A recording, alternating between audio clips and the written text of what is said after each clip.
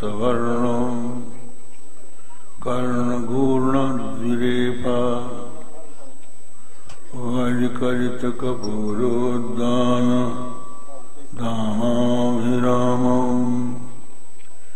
गिरिशगिरिसुताभ्याम् लालितं नित्यमङ्के सजनभरणशीलम् शीलये विघ्नराजम् प्रातःकाले कुमारी कुसुमकुमुकुमा जाप्यमाला जपन्ति मध्याह्ने प्रौढरूपा विलसितवदना चारुनेत्रा विशाला सायाह्ने वृद्धरूपा गलितकुचयुगा रुण्डमाला वहन्ति सा देवी दिव्यदेवी त्रिभुवनजननी सुन्दरी त्वां नमामि। श्री राम जय जय राम।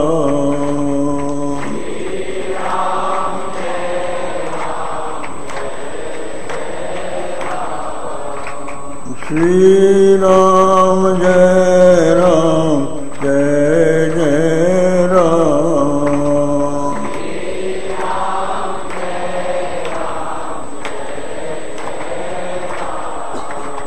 श्री राम जय जय राम।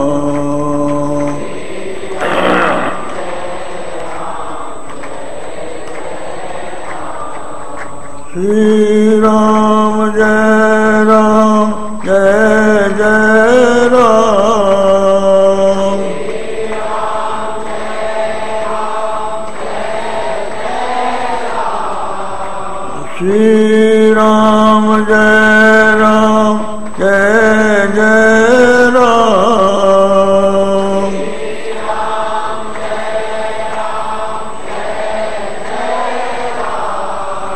श्री राम जय जय राम।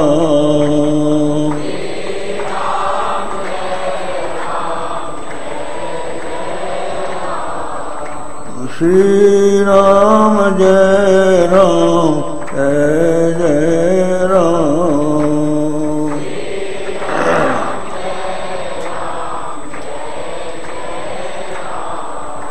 धर्म की अधर्म का प्राणियों में विश्व का गो माता की गो हत्या हर हर महादेव। समुपस्थित विद्वद्वृंद देवियों सज्जनों, आप देवी भागवत की वह परम पवित्र कथा श्रवण कर रहे हैं जिसके श्रवण मात्र से मनुष्य अपने परम पुरुषार्थ को प्राप्त कर सकता है। इन देवी भागवत की कथाओं से यह समझ में आता है कि भगवती की आराधना से मनुष्य को भोग मोक्ष दोनों पुरुषार्थों की प्राप्ति होती है। आप देखें, दो व्यक्ति थे, एक राजा सुरथ था, दूसरा समाधि नाम का वैश्य था। राजा सुरथ और समाधि वैश्य की कथा दुर्गा सप्तशती में आती है और देवी भागवत में भी आती है।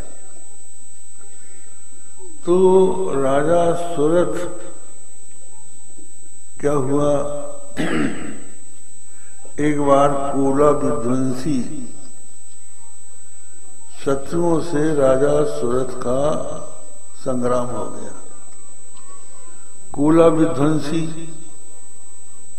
कोल कहते हैं सूकर को, उसका जो विध्वंस न करे वो कौन है आप समझ सकते।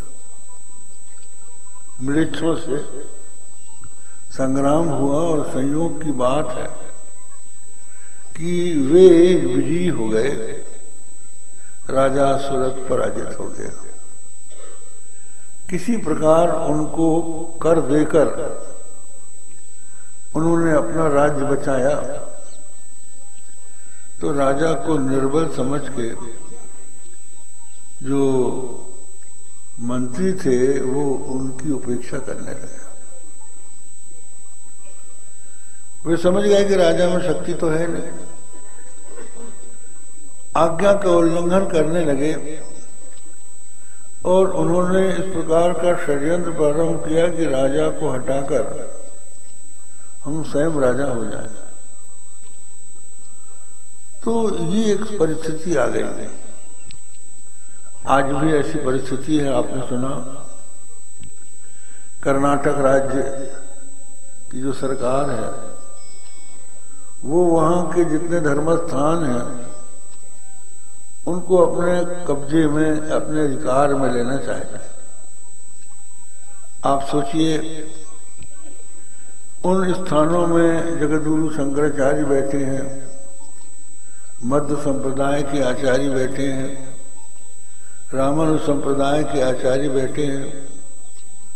बहुत से वहां पर सब घर द्वार छोड़ के अपने परिवार से नाता तोड़कर उन मठों में बैठकर धर्म का प्रचार कर रहे हैं। अब हमारे हिंदुओं के लिए धर्म प्रचार का एकमात्र माध्यम हमारे धार्मिक मठ बचे हैं, मंदिर बचे हैं, जहां से हम लोग अपने सनातन धर्म का प्रचार और संदेश जनता तक पहुंचा सकते हैं। स्थानम प्रधानम न बलम प्रधानम, जब स्थान रहेगा तो अपना बल भी रहेगा। अब जो मुसलमान हैं उनको अपने धर्म का प्रचार करने के लिए जो दूसरे देश हैं वहां से आता है रुपया। उनके पास तेल का भंडार है, रुपयों की कोई कमी नहीं है, तो उनके द्वारा आप देखिए प्रत्येक मस्जिद में लाउड स्पीकर लग गया।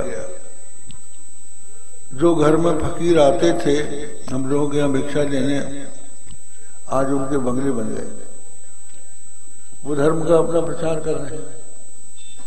ईसाई लोग, कुछ ऐसे ईसाई देश हैं जहां बजट में भारत के लोगों को ईसाई बनाने के लिए रुपए दिए जाते हैं। वो उस रुपयों को लेके यहाँ आ गए हैं और अपना प्रचार कर रहे हैं। हमारे पास क्या है? भारत के संविधान में ये बताया गया है कि भारत के प्रत्येक नागरिक को अपने धर्म के प्रचार की सुविधा रहेगी। हमारे पास सुविधा क्या है? संपत्ति के नाम पर ये मठ मंदिर बचे हुए हैं। अब उनको भी सरकार अपने हाथ में ले लेगी। सरकार कौन है? आप देखते हैं या तो मिनिस्टर हैं या सरकारी कर्मचारी हैं। उनकी कथाएं आप रोज अखबारों में सुनते हैं, आप टेलीविजन में देखते हैं कि भ्रष्टाचार से भरे हुए हैं। वो रुपया खींच रहे हैं, अपना परिवार भर रहे हैं। उनके हाथ में अगर हमारे मंदिर चले जाएंगे तो उनकी संपत्ति का उपयोग कहाँ होगा? वो तो और भ्रष्टाचार के केंद्र बन जाएंगे। जो महात्मा वहां बैठे हैं, हमने एक बार राजीव गांधी जब प्रधानमंत्री थे तो उनसे कहा था कि हम शंकराचार्य हैं, घर द्वार छोड़ के एक मठ का संचालन कर रहे हैं। हमारे ऊपर आप लोगों ने चैरिटी कमिश्नर लगा दिया चैरिटी कमिश्नर को अपने बाल बच्चों का पालन करना है, मुझे तो नहीं करना है। अब वो मुझसे हिसाब मांगता है।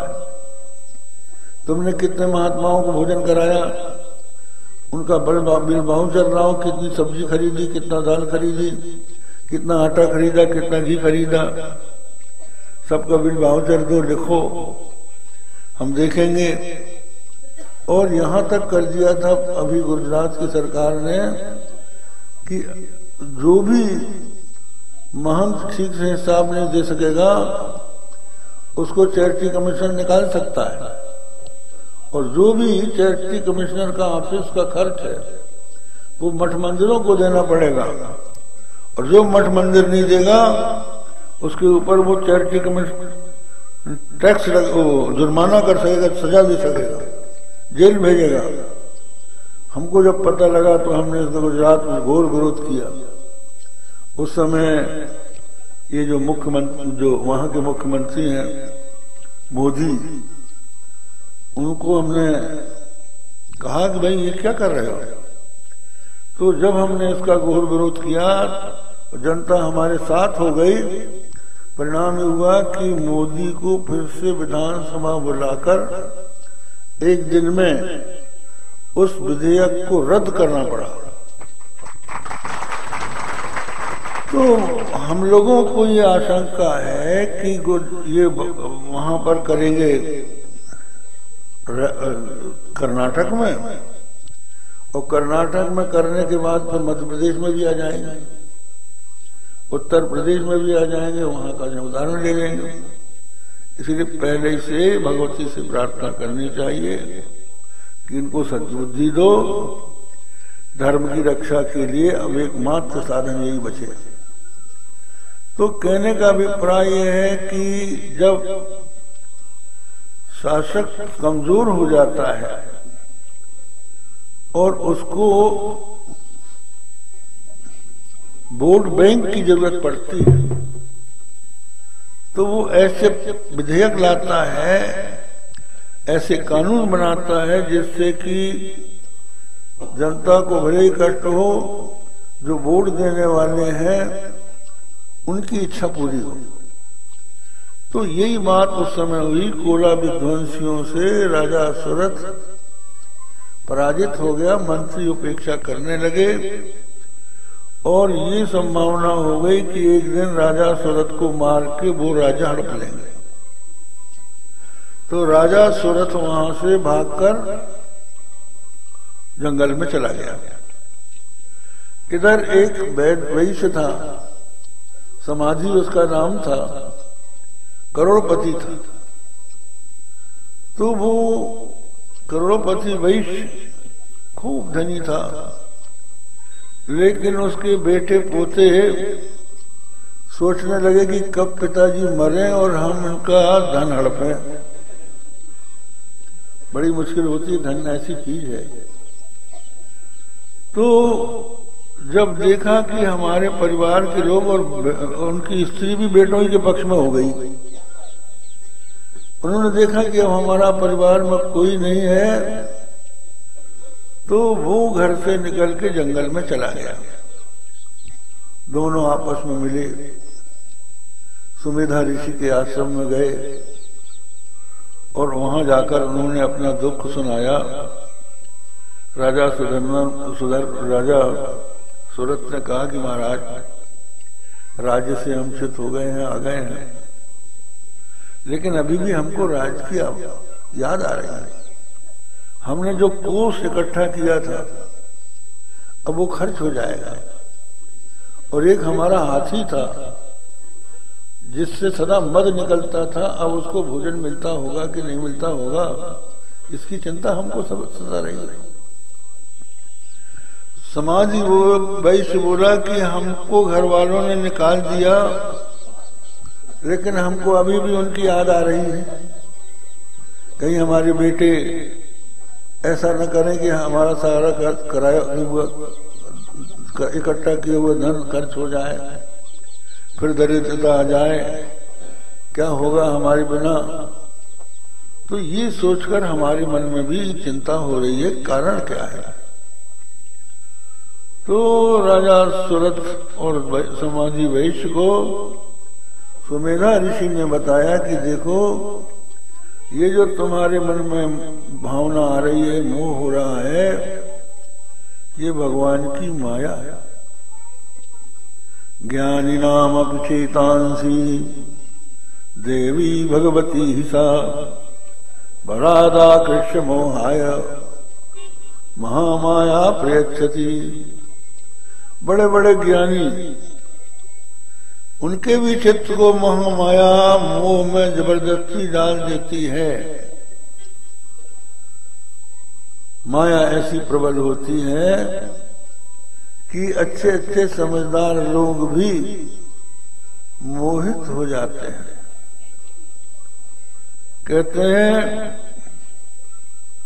बरियाई जबरदस्ती करके मनुष्य का मन संसार की तरफ खींचती है। उसी माया के द्वारा संसार मोहित है। वो जगत की पालनी शक्ति है। उसकी आराधना के बिना आपके मोह की निवृत्ति नहीं हो सकती। वो माता, उसकी तुम आराधना करो। तो ये जो राजा सुरथ थे और समाधि वैश्य था, इन्होंने तपस्या की। भगवती का जो चरित्र है उसका उन्होंने श्रवण किया। रम कुरम रम करम दो दानव थे। ये दनु नाम की जो कश्यप की पत्नी थी उसके बेटे थे। रम करम स्वाभाविक रूप से माता के पक्ष में थे। माता का भी असर पड़ता है बेटे के ऊपर। तो पिता कश्यप तो ठीक थे, लेकिन माता दनु जो थी वो दुष्टा थी। तो बेटे भी अपनी माँ की तरफ गए। तो रम करम तपस्या करने चले गए। तो एक तो पंचनद नाम की नदी में खड़ा होके तपस्या करने लगा, और दूसरा जो है अग्नि की आराधना करने लगा। तो रम को इंद्र ने मगर मन के पांव पकड़ के खींचा और पानी में डूब के मार डाला। रम तो मर गया। अब करम्ब जो था वो अपने शरीर का मांस काट काट के अग्नि में हवन करने लगा। अब जब अग्नि में हवन करने लगा, अग्नि कुछ नहीं बोला। जब शरीर काटने लगा, अपने बाल पकड़ के एक हाथ से दूसरे हाथ से तलवार से सिर काटने को उद्यत हो गया। तो अग्नि देवता ने प्रकट होकर कहा कि भाई ये क्या कर रहे हो? आत्महत्या जो है बड़ा पाप है। मनुष्य को आत्महत्या नहीं करनी चाहिए। मनुष्य के सामने अगर कोई पाप भयंकर है तो वो आत्महत्या है। दूसरे पापों को करने वाला प्रायश्चित करके पापों से मुक्त हो सकता है। आपसे गौ हत्या हो जाए, आपने सुरापान कर लिया है, कोई ऐसा अकत चोरी कर ली है, तो इनका सबका शास्त्रों ने प्रायश्चित बताया है कि इसको करके आप उस पाप से मुक्त हो सकते हैं, जिसके कारण आपको नरक न जाना पड़े। लेकिन जो अपना आत्म ही हत्या कर लेगा तो प्रायश्चित कौन करेगा? इसलिए आत्महत्या जो है बहुत घोर पाप माना जाता है। तो तुम ये काम मत करो। उसने कहा नहीं, हमको आप वरदान दीजिए। तो उन्होंने कहा क्या चाहते हो? वो बोला कि हम किसी से न मारे जाए, मरे ही ना, हमारी मृत्यु न हो। अग्निदेवता ने कहा कि जातस्य ध्रुवो मृत्यु ध्रुवम जन्म मृतस्य च तस्माद अपरिहार्य थे न तुम सोचितुम अर्हसि। भगवान श्री कृष्ण ने कहा है कि जो जन्मा है उसकी मृत्यु सुनिश्चित है, और जिसकी मृत्यु हुई है उसका जन्म भी सुनिश्चित है। तो ये तो अनिवार्य है। तो तुम ऐसा नहीं हो सकता कि न मरो, लेकिन कोई निमित्त बना लो। उन्होंने उसने कहा कि हमारा निमित्त पर ऐसा हो कि हम किसी देवता से, मनुष्य से, पुरुष से, यहां तक कि ब्रह्मा विष्णु महेश से न मारे जाए। हाँ, अगर आप कहते ही हैं कि कोई निमित्त बना लो तो स्त्री से हम न मारे जाए, स्त्री हमको क्या मार सकती। तो उन्होंने कहा ठीक है, तुम्हारा पुत्र जो है ऐसे ही बलवान होगा, तुम तो मरो। तो उसका पुत्र हुआ महिषासुर, करम्ब का। महिषासुर जो था, ये जब करम्ब के द्वारा किसी महिषी में आसक्त हो गया था करम्ब, तो उससे ये पैदा हुआ था। तो महिष स्वरूप में, माने भैंस के रूप में ये रहना पसंद करता था। लेकिन दैत्य था, अपनी इच्छा के अनुसार रूप बदल लेता था। अब इसने भी तपस्या की, तपस्या करके ये बलवान हो गया। अब प्रश्न ये आता है कि देवता भी तपस्या करके देवपद प्राप्त करते हैं। कल हमने आपको बताया था, यज्ञ यागादि करते हैं तब उनको देवपद की प्राप्ति होती है, और ये भी तपस्या करते हैं। तो दोनों में फिर अंतर क्या है? इनको जो शक्ति प्राप्त हुई वो तपस्या से प्राप्त हुई, लेकिन ये जो तपस्या है, ये तपस्या उनकी शुद्ध नहीं है। इस तपस्या के पीछे कामना है, इस तपस्या के पीछे द्वेष है, वासना है।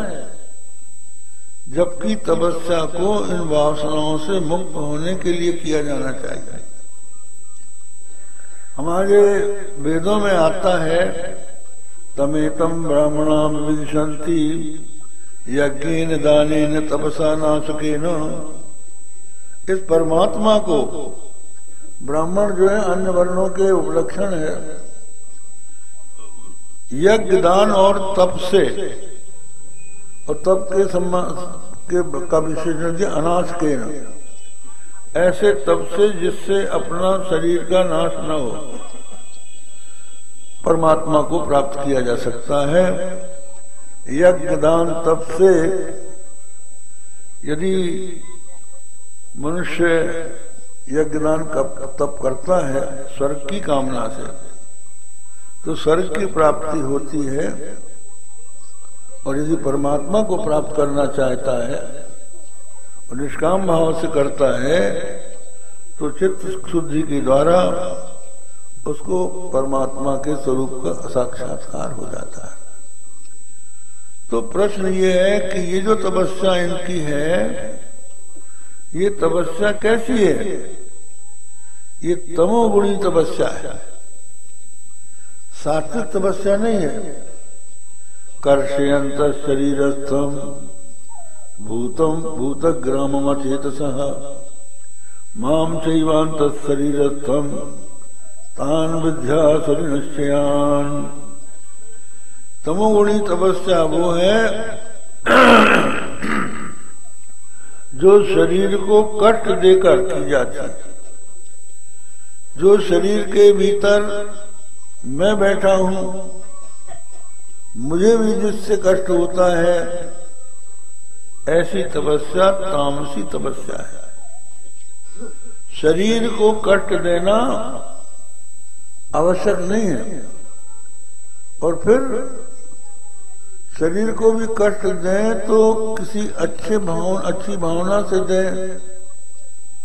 अगर आप परोपकार के लिए अपना शरीर देते हैं, जैसे दधीची ने दिया और दूसरे लोगों ने, सबका शिवी ने दिया, परोपकार की बुद्धि से दिया तो बात है, लेकिन आपने दूसरों को कष्ट देने के लिए जगत में हम विजयी हो जाएं, सबका स्वत्व सबका अधिकार हड़प लें, इस भावना से आप तपस्या कर रहे हैं, तो वो तपस्या जो है वो तमोगुणी तपस्या है और वो दोषपूर्ण मानी जाती है। एक आपको मनोरंजक बात सुनाए। आपने परम पूज्य ब्रह्मलीन स्वामी कृपाचार्य जी का नाम सुना होगा। वो भ्रमण कर रहे थे गंगा के किनारे, तो एक स्थान पर बैठे तो बहुत से लोग उनके दर्शन के लिए आए। उनमें एक नास्तिक आ गया, वो भगवान श्री राम की निंदा उनके मुंह से कराना चाहता था, चालाक था। उसने हाथ जोड़ के बड़ी नम्रता से पूछा, जो दुष्ट होते हैं वो कहते हैं कि लंबी दंडवत मीठी वाणी और दगाबाजों की यही निशानी है। लंबी दंडवत मीठी वाणी दगाबाजों की यही निशानी। बड़ी नम्रता से कहने लगे, महाराज जी एक प्रश्न है, आप बताइए कि जो यज्ञ में बाधा डालते हैं वो कौन होते हैं? तो स्वामी जी ने कहा कि वो राक्षस होते हैं। तो महाराज मेघनाद यज्ञ कर रहा था, तो रामचंद्र जी ने मेघनाद के यज्ञ में बाधा डाल दी। अब वो कौन हुए ये उसने पूछ लिया। अब वो चौंके कि ये तो चालाक आदमी है, ये तो हमारे मुंह से हमारी बात उल्टी कहलाना चाहता है। तो उन्होंने बताया कि देखिए एक श्लोक है, तपो न कल को दैनम न कल कहा, स्वाभाविक को वेद विधिर न कल कहा, प्रसय्य वित्ता हरण न कल कहा, तान्य भावो हतानि कल कहा। उन्होंने कहा तब कल माने पाप नहीं, दोष नहीं। वेद का अध्ययन करना कल्क नहीं है। वेद विधि जो यज्ञ की विधि है वो भी कल्क नहीं है, और दूसरों का धन बलात् हरण कर लेना भी कल्क नहीं है। तान्य भावो बहतानि कल्का, भाव यदि दूषित है तो वही कल्क हो जाता है। तो मेघनाद जो यज्ञ कर रहा था वो इसलिए कर रहा था कि हम अजर अमर हो जाएं। अब जब हम अजर अमर हो जाएंगे निकुंभला देवी के प्रसाद से, तो दूसरों की स्त्रियों का हम अपहरण करते रहेंगे, जैसा कि राक्षस लोग करते थे। जब हनुमान जी गए हैं वहां, तो उन्होंने देखा लंका में सुरनाग नर गंधर्व कन्या देखी मुनि मन मोहई।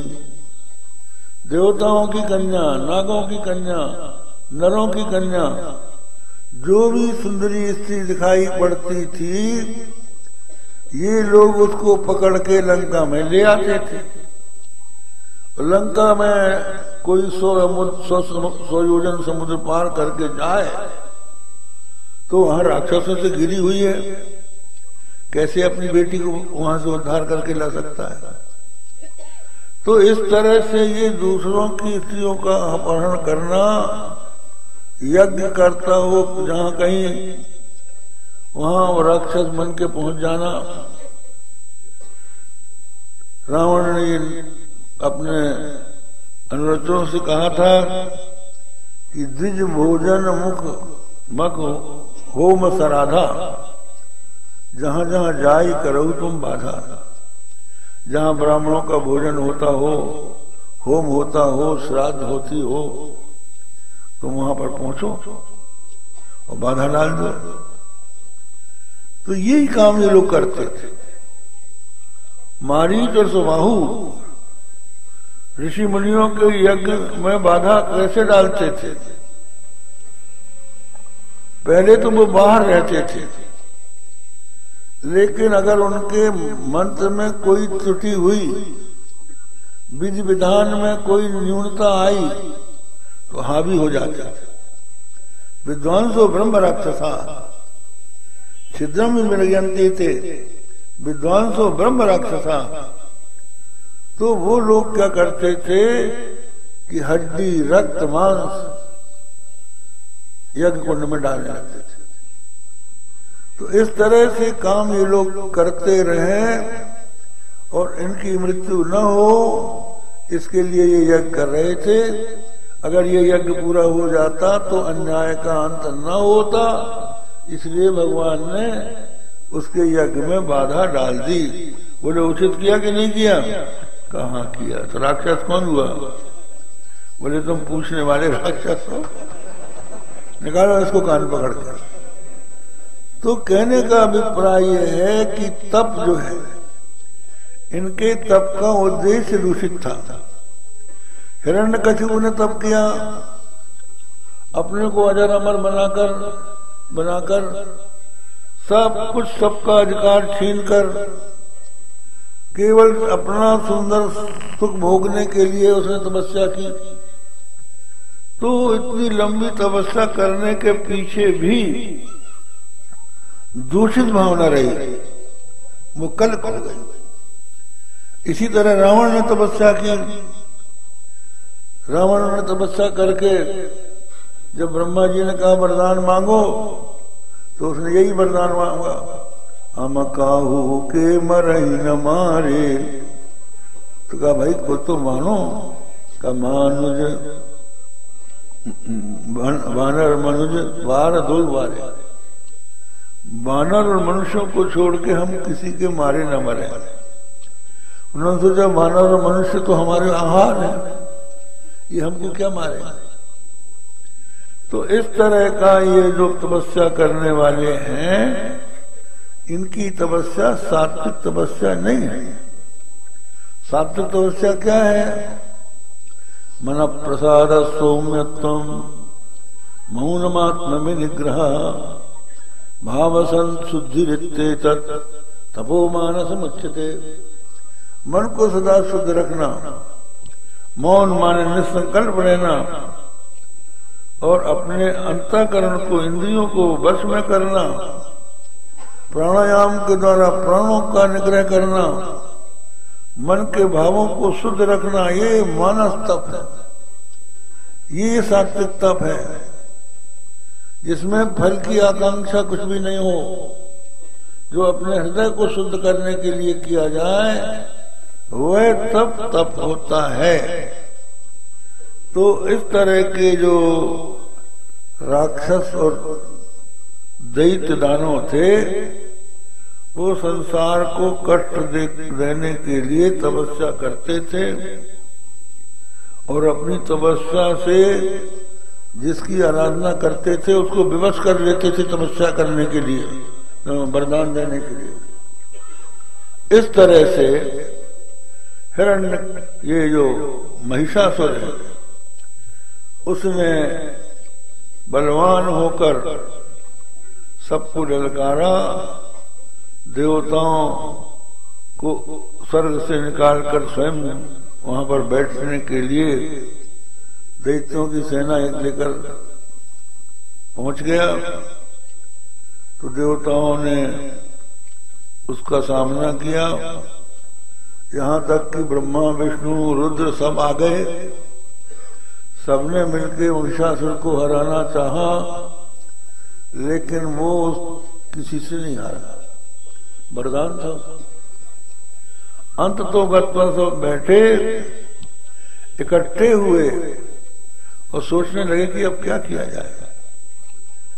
तो सब देवताओं के शरीर से तेज निकला और सबका तेज एकत्र हो गया। ब्रह्मा का, विष्णु का, रुद्र का, इंद्र का, चंद्र का, यम का, वरुण का, कुबेर का, सब ने अपना अपना तेज दिया। तो उनके तेज से एक नारी का स्वरूप बना और उसको इन्होंने अपने सब आयुध दिए अपने अस्त्र शस्त्र प्रदान किए तो वो बड़ी सुंदरी स्त्री के रूप में जब प्रकट हुई और उसने अट्टहास किया तो महिषासुर ने ये शब्द सुना, कहा ये किसकी ध्वनि है। तो दूतों को भेजा, दूतों ने कहा कि एक बड़ी सुंदरी नारी है, हमने उसको देखा है। तो महिषासुर ने कहा कि यदि सुंदरी नारी है तो उसको ले आओ, हम अपनी स्त्री उसको बनाएंगे। तो वो आया, उसने समझाया। देवी बोली कि हमको कोई आवश्यकता नहीं है किसी से विवाह करने की, तुम अपने पति से जाके कहो हमसे युद्ध करे। फिर उसने दूत भेजा, फिर उन्होंने समझाया, मंदोदरी का आख्यान सुनाया। एक राजा की कन्या मंदोदरी थी, बड़ी सुंदरी थी। जब विवाह के योग्य हुई तो पिता ने उसका विवाह करना चाहा, उसने कहा हम विवाह नहीं करेंगे, विवाह करने से ससुराल में जाना पड़ेगा, ससुराल में सास की सेवा करनी पड़ेगी, हम दासी नहीं बनना चाहते, और हमारे पति ने किसी दूसरी स्त्री को बुला लिया तो सोच सामने आ जाएगी, तो उसके कारण हमको कष्ट होगा, तो हम विधवा अच्छे हैं, हम विवाह नहीं करेंगे। खूब समझाया, नहीं मानी। और भी कोई राजा आया, उसने इच्छा प्रकट की, बड़े अच्छा राजा था, उसका भी कहना नहीं माना। हुआ ये कि उसकी छोटी बहन का स्वयंवर हुआ। उस स्वयंवर में एक दुष्ट राजा आया था, उसका तो किसी अच्छे राजा से विवाह हो गया, लेकिन इसने कहा हमारा भी विवाह कर दो। उस समय उसकी बुद्धि खराब हो गई, तो अंत में उसके साथ उसने विवाह किया, वहां जाके दुख पाया। इसलिए अच्छा हो कि हमारे साथ तुम विवाह कर लो। ये सब समझाया उस दुष्ट ने दूत के द्वारा। लेकिन जब जगदम्बा ने नहीं मानी तो वो युद्ध करने के लिए आया और भगवती के साथ भयंकर युद्ध हुआ। उनके जितने भी अनुचर थे वो सब मारे गए। अंत में भगवती ने उस महिषासुर को सिंह वाहिनी बन के मारा। महिषासुर का वध हुआ और महिषासुर का जो आत्मा है वो भगवती के चरणों में समा गया। फिर देवताओं ने स्तुति की और उन्होंने ये बताया कि मां आप परम करुणामयी, आप असुरों को मारती हैं, तो इससे लोगों को ये समझ में आता है कि आपके हृदय में करुणा नहीं है, लेकिन हम ये मानते हैं कि आपके हृदय में बड़ी दया उनके ऊपर भी है। दृष्टैव किन्न भवति प्रकरोति भस्म सर्वासुरान् अर्षयत् प्रहिणोषितस्त्रम् प्राणाप्यान्तु रिपोऽपि सत्सपूता इत्थं मतिर्भवति तेष्वैतेषु राज्ये। मां, ये दैत्य तुम्हारे सामने आते हैं, अरे तुम अपनी आंखों से देख के उनको भस्म क्यों नहीं कर देते? क्यों उनको शस्त्र से मारते हो? तो बात क्या है कि आप ये जानती हैं कि क्षत्रिय जब युद्ध में शस्त्र से मारा जाता है तो उसको दिव्य लोक की प्राप्ति होती है। ऐसे ये जीवित रहेगा तो इसको दिव्य लोक की प्राप्ति नहीं होगी। ये जब मारा जाएगा तो ये दिव्य लोक में जाके उन्हीं सुख का उपभोग करेगा जो जबरदस्ती करना चाहता था। तो उनके ऊपर भी आपकी कृपा है। इस तरह से जगदम्बा की आराधना उन लोगों ने की। उसके पश्चात शुंभ निशुंभ जो दैत्य की कथा आती है वो भी भगवती के द्वारा मारे जाते हैं। सुरथ राजा और समाधि वैश्य परम देवी सूक्त का पाठ करते हुए भगवती की आराधना करते हैं तो सुरथ को राज्य की प्राप्ति होती है और समाधि वैश्य को मोक्ष की प्राप्ति होती है। मानो भगवती दोनों दे सकती हैं। जो मोक्ष चाहता है उसको मोक्ष देती हैं, जो भोग चाहता है उसको भोग देती है। और उसके बाद एक अद्भुत कथा आती है। भगवान की माया कैसी विलक्षण है, इसके लिए नारद जी की कथा आती है। नारद जी ने भगवान विष्णु से कहा, महाराज हम आपकी माया देखना चाहते हैं। भगवान ने कहा वन में चले जाओ। एक वन में गए, वहां एक सरोवर था। उस सरोवर में उन्होंने जैसे ही स्नान किया तो नारद से नारजी बन गए, सुंदरी स्त्री बन गए। वहां एक राजा तारध्वज आया, उसने इसको देख के अपनी स्त्री बना लिया, पटरानी बना लिया।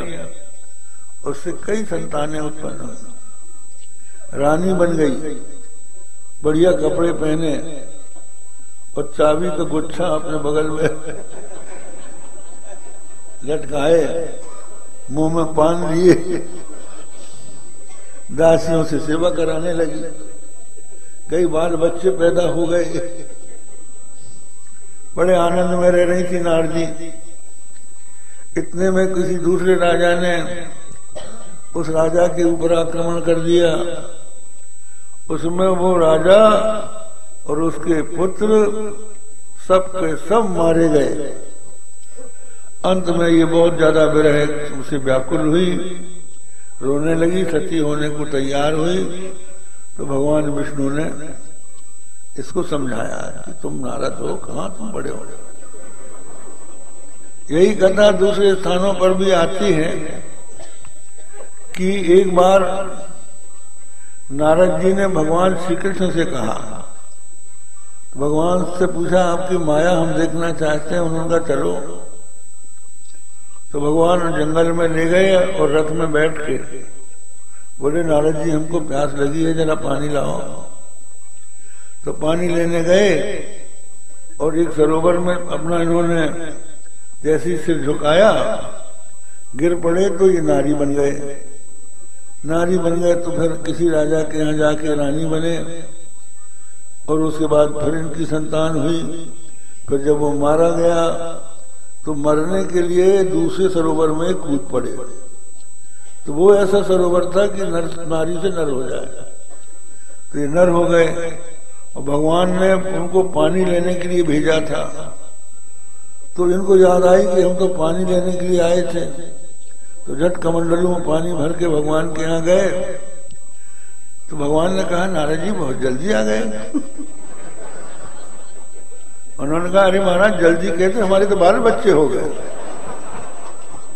तो ये भगवान की माया है जो सबको मोहित किए हुए है। उसकी कृपा के बिना कोई आदमी उससे मुक्त नहीं हो सकता। इतना ही कह के आज का प्रवचन पूर्ण करते हैं। श्री राम जय राम जय जय राम।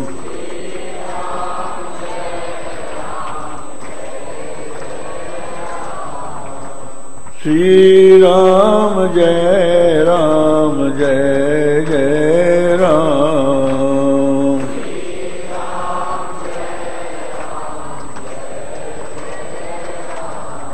प्यारे जरा तो मन में विचारो,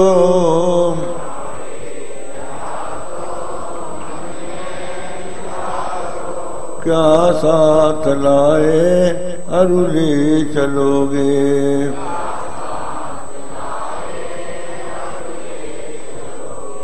जाता सदा साथ यही पुकारो,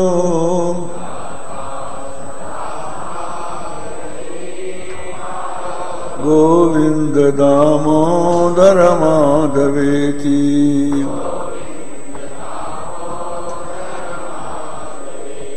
गोविंद दामोदर माधवेति।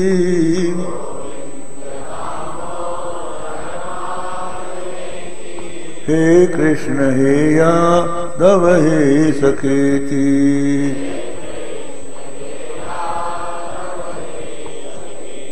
श्री कृष्ण गोविंद हरे मुरारे।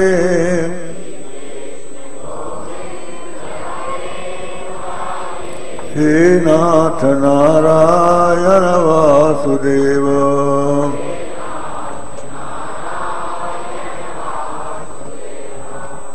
श्री कृष्ण गोविंद हरे मुरारे,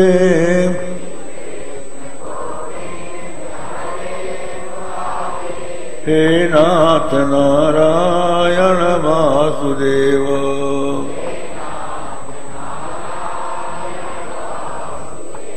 धर्म की अधर्म का प्राणियों में विश्व का गो माता की गो हत्या, हर हर महादेव।